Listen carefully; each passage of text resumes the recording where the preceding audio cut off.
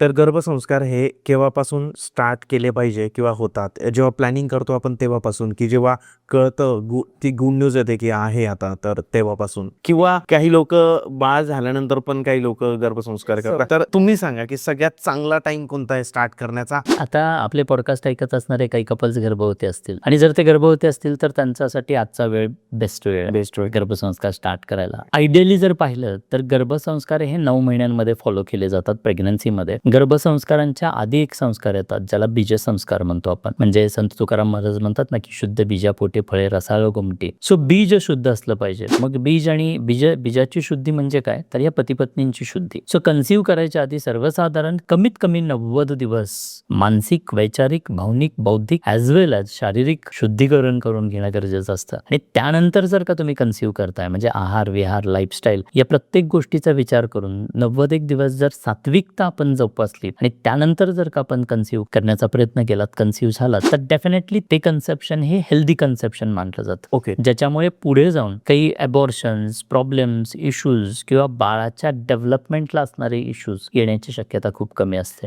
संपूर्ण व्हिडिओ बघण्यासाठी YouTubeवर जाऊन बँटर विथ चेतन सर्च करा.